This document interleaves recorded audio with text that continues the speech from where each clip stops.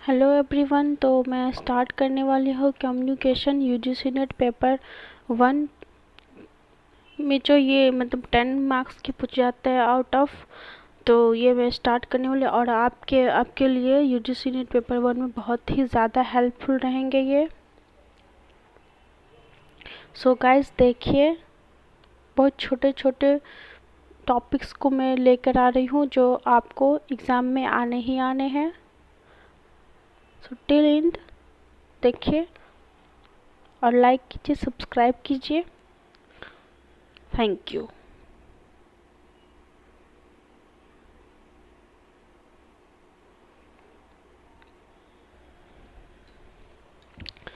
Hello guys, जैसा कि आप लोग जानते हैं इफ़ेक्टिव कम्युनिकेशन एक प्रभावी संचार क्या होता है।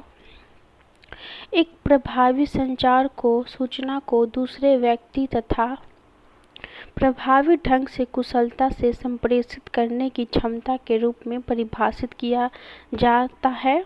जो संदेश भेजा जाता है वही संदेश प्राप्त होना चाहिए। सफल संचार होने के लिए विचारों या सूचनाओं के प्रसारण के लिए संप्रेषण सेंडर से प्राप्तकर्ता रिसीवर के बीच आपसी समझ होनी चाहिए। अब देखते हैं कि प्रभावी संचार इफ़ेक्टिव कम्युनिकेशन की जो भी कैरेक्टरिस्टिक्स है उनके बारे में अब देखते हैं। फर्स्ट हो गया उद्देश्य की स्पष्टता।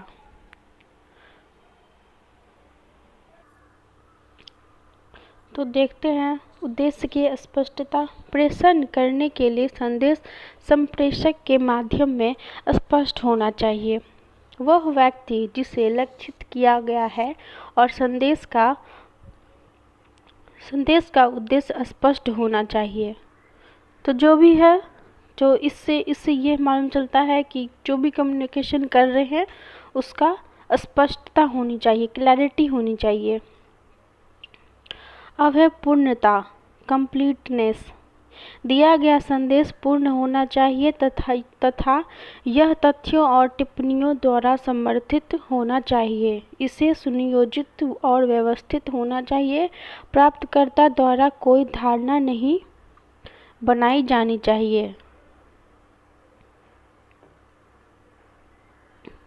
और है थर्ड कॉन्सिसनेस, संक्षिप्तता। संदेश संक्षिप्त होना चाहिए, यानी कि जो भी मैसेज है वो शॉर्ट होना चाहिए। इसमें कोई अनावश्यक विवरण शामिल नहीं होना चाहिए। यह छोटा और पूर्ण होना चाहिए। प्रतिक्रिया, फीडबैक। क्या संप्रेषक द्वारा भेजे गए संदेश को प्राप्तकर्ता द्वारा समान शब्दों में समझा गया है या नहीं। यह प्रतिक्रिया प्राप्त होने से पता लगाया जा सकता है कि प्रतिक्रिया समय पर और व्यक्तिगत होनी चाहिए। यह सामान्य के बजाय विशिष्ट होनी चाहिए। सहानुभूति। अब देखते हैं सहानुभूति। प्रभावी मौखिक संचार के लिए श्रोताओं के साथ सहानुभूति आवश्यक है। वक्ता को श्रोता का अनुसरण करना चाहिए और उनकी आवश्यकताओं तथा भावनाओं के प्रति संवेदनशील होना चाहिए। इस तरह वह चीज़ों को अपने दृष्टिकोण से समझ सकता है और संचार को अधिक प्रभावी बना सकता है। अब देखिए अगला, modify the message according to the audience. दर्शकों के अनुसार संदेश का संशोधन करना चाहिए। संगठन में विभिन्न लोगों द्वारा जानकारी की आवश्यकता उनकी ज़रूरत के अनुसार भिन्न भिन्न होती है। मध्य स्तर के प्रबंधन के लिए क्या प्रासंगिक है। विशिष्ट शब्दावली, विशेष शब्द या भाव का उपयोग कम से कम किया जाना चाहिए, क्योंकि इससे गलतफहमी और गलत व्याख्या हो सकती है। संदेश को जो भी संदेश है उसे लक्षित दर्शकों की ज़रूरतों और आवश्यकताओं के अनुसार संशोधित किया जाना चाहिए। प्रभावी संचार के तत्व देखते हैं। जो भी इसके एलिमेंट्स हैं उनके बारे में देखते हैं। इफेक्टिव कम्युनिकेशन के एलिमेंट्स। फर्स्ट हो गया शाब्दिक संचार, सेकंड हो गया अशाब्दिक संचार, थर्ड हो गया इंटरकल्चर संचार, फोर्थ हो गया समूह संचार, फिफ्थ हो गया कक्षा संचार। यहाँ आप देख सकते हैं कि प्रभावी संचार के 7 सी हैं। ये जो सी को सुनिश्चित करते हैं कि शिक्षण अधिगम प्रक्रिया से संचार अच्छी तरह से स्थापित है और स्पष्ट है। वे लिखित और मौखिक संचार दोनों पर लागू होते हैं।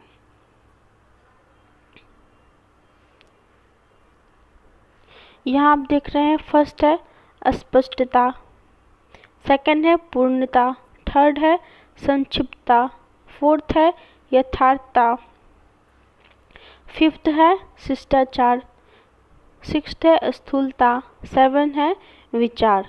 ये संचार के 7 सी है जो बहुत इम्पोर्टेंट है।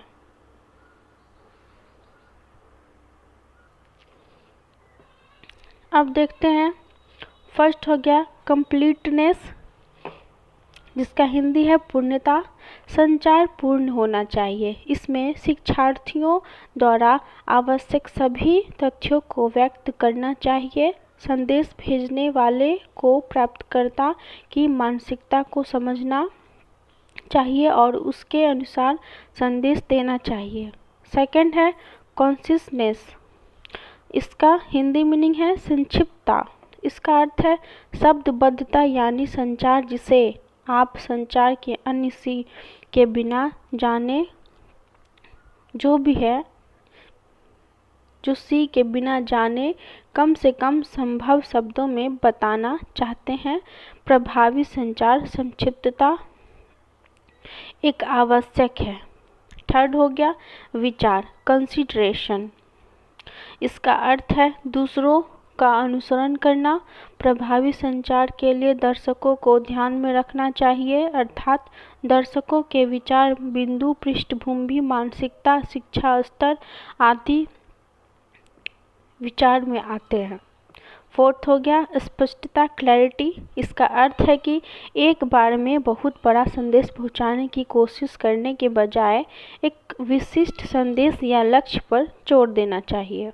स्थूलता, यह स्पष्ट और सामान्य के बजाय विशेष और स्पष्ट है।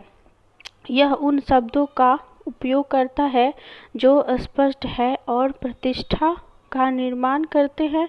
इससे आत्मविश्वास भी मजबूत होता है। शिष्टाचार, सिक्स्थ नंबर हो गया शिष्टाचार।